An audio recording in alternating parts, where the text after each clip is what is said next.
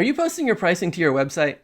If you are, I bet it's not doing what you think it's doing. It certainly wasn't doing what I thought it was doing when I was posting prices to my website. And when I took the pricing off of my website, I got better clients, better projects, and I increased my revenue by like 50%, like almost overnight, because I was able to take on more projects at higher margins. I basically had a pricing epiphany that I want to share with you right now. Hey, but real quick, before we get into it, let me ask you a question. Do these videos need better editing? I get emails every week, like almost every day at this point, from people that want to edit these videos. They're like, hey, Lee, if you had stuff popping up and flashing around and doing all this stuff all the time, people would watch longer, you get more engagement, and you get more views, all that stuff. Is that true? Let me know what you think. Drop a note in the comments and let me know if you feel like these videos need better editing so I can know how to reply to these people. Okay, so what's the pricing epiphany? Here's the pricing. Well, before I get to the epiphany, let me tell you why I was posting the pricing to my website. What I thought I was doing was creating a pricing range for which people could hire me. And that if I had like a $2,500 starter package, and then I can go up to like $5,000 depending on how big the site is. If you need e-commerce, maybe it goes up to $7,500 or 10 grand or something like that. So like there's a range of projects that I can work on. And that's what I thought I was doing. And so if people would look at that, they would then think, okay, well, I'm in that pricing range. Or maybe they would disqualify them. So, oh, you know what, I only have a $500 budget. And then if I were to get on a call, like a sales call or whatever with somebody with a small budget and I had these big prices, then everybody's going to leave feeling frustrated because the price gap is too broad, we can't bridge it, and everybody feels like we sort of just wasted our time because we couldn't work anything out. And so then I thought, okay, is that true? Is there nothing that I could do for someone who has $500 as their budget? It's like, well, I certainly can't build a gigantic e-commerce website or even just a basic website for $500 in a way that I want to do it, where you're actually getting real results from it. But that doesn't mean there's nothing that I can do, right? Like nothing, there's nothing that you can do. Well, what if I did this? What if I put together a roadmap, like what if I did a private coaching session for 3 hours and showed people how to build their own Wix website? So not only would I show them how to like click around and point and click and build their own website on Wix, which is pretty easy to use, easier than WordPress if you're new to it, and show them what to say, what pages they need, what their headline should be, call to action, all that stuff. Like you can pack a lot of stuff into a 3-hour private training program. So what if I did that for $500? Wouldn't that be something that I'd be open to? Well, of course I'm open to that, because that's great. That's helping people out, even if they don't have a huge budget. It's helping me out because it's a high margin project. Because like I'm making $500 in 3 hours. That's pretty decent, right? So like, why would I not do that? So now I'm looking over here at my consulting website and I'm thinking, this isn't really consulting. This is like semi-product based. Like I have these sort of half-baked products in mind with kind of specific pricing on it, but it's not really a product because it's going to be custom. It's going to be morphed to what people need. So I'm not really sure what the results are going to be, but it's still kind of fixed pricing. It was just a stupid idea. It doesn't make any sense when I had the pricing epiphany was, if I'm going to make products, why don't I actually make products? And if I'm going to do consulting, why don't I actually do consulting and leave myself open to both things at the same time? So like on the consulting side, what if someone says, hey, Lee, I've got this nonprofit that I need help with, or I've got a $500 budget, can you do anything? Or maybe I've got this $50,000 or $100,000 thing. I need you to build an electronic medical record platform, which I literally did. So like, why would I limit myself to like $3,000 to $10,000 websites when I could potentially be doing way more stuff? And I'm just leaving so much money on the table, and I'm not helping people at the degree that I could be, because I'm limiting myself with these fake prices. And then here's the other thing. So why would I put the pricing on there anyway? Am I competing on price? Do I want people to hire me because I have the lowest price? It's like, no, I'm not competing on price. So why would I put that? Well, I have an idea, but I'm going to share with you in a little bit about why I think I actually did it. But and this might apply to you too, because it's sneaky. But I'm pushing pause on that idea for a second. But the epiphany that I had was split the thing up. So have two websites. Have one website that's my consulting website, and have another website that's a product-based website. And the product-based website is what I call a solution-first agency, where I come up with the solution first, and then I go out and get clients. And the traditional agency is more like a client first. Like I get the client first, and then I figure out a solution last. And I want to do both.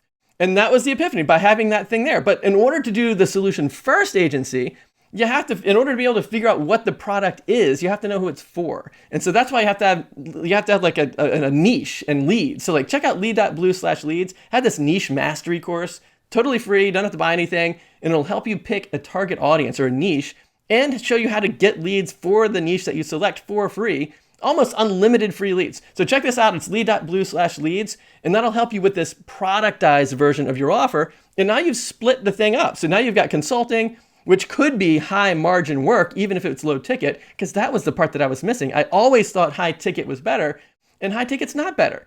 High ticket, the way I was pricing my consulting with like the predefined types of packages that I would offer, they always had thin margins. Why did they always have thin margins, Lee? Because I put the thin margins on there on purpose every single time. The way that I would figure out how to price the projects, I would figure out what's it going to cost me? What is the time? What resources? What expenses do I have? I'd kind of bundle all that stuff up together, and then I'd put a thin margin on top. That means every single project has a thin margin on top because I'm putting it there on purpose every single time.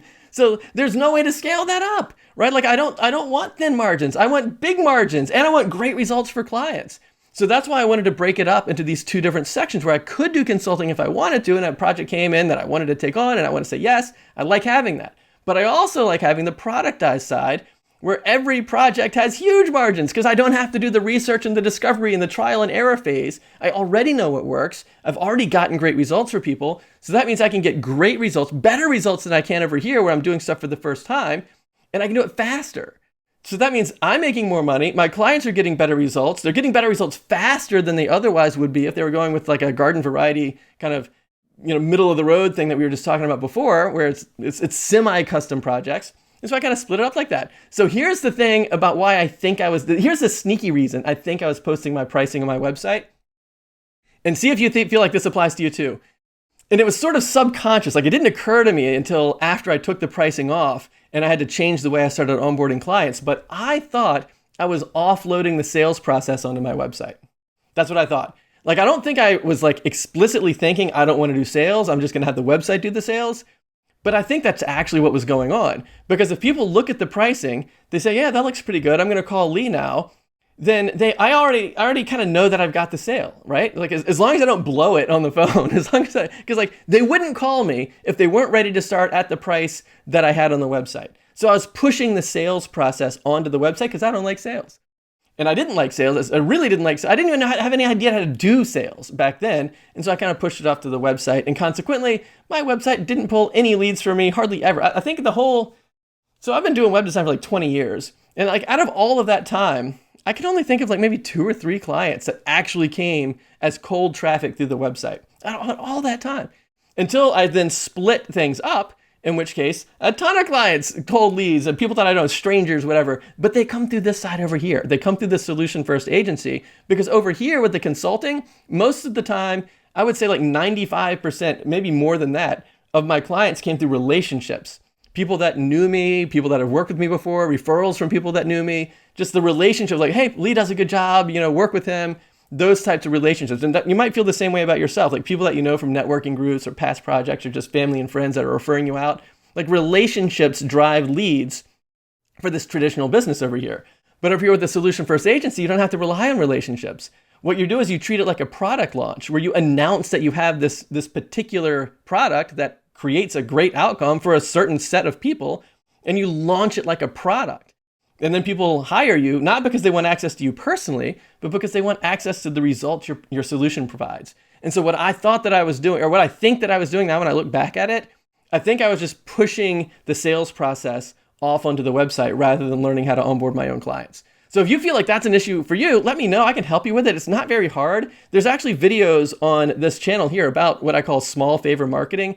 I think that's the best way to get leads, because when I'm with both of these websites now, whether it's my traditional agency or whether it's my solution first agency, either one, I don't really post I never post anything about what I'm going to do, what the prices are, anything like that. Everything on both of these sites is entirely 100% designed to get people to call me.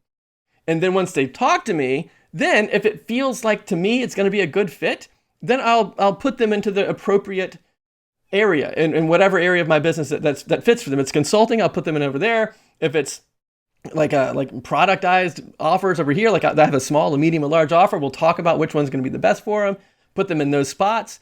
But that's the whole point. Like I'm talking to you on the phone, I'm building that relationship, I'm getting to know you, you're getting to know me. And one of the main reasons I want to do that is I want to like you for a long time, right? Like I want to build these relationships with my clients that lasts for years and years and years. Because if you can do that, that really helps with like evening out your revenue, because you have recurring revenue coming in, you're helping people get results, you don't have those big lulls between your projects. Like, I want to have long-term awesome relationships with all my clients. I don't want to have people just call me up for one and done projects. And this kind of split, kind of delta method idea is what I call it. I call it the delta method because it sort of looks like a triangle. You have like your business, your LLC or whatever up at the top. And then kind of branching off of that, you have these two lines of service. So you don't have to create like two different business entities. It's like one business with two ways to work with you. It's two kind of like a consulting service way and a productized offer way.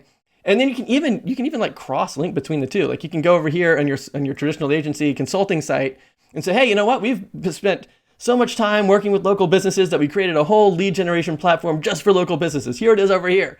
And then on your solution first agency site where you're doing lead generation for local businesses, you can say, hey, we've been around for like 20 years and we've worked with so many people. We created this whole platform, but our consulting agency that's been around for 20 years is over here. And so you sort of borrow the authority from both of your websites to kind of boost the other one up.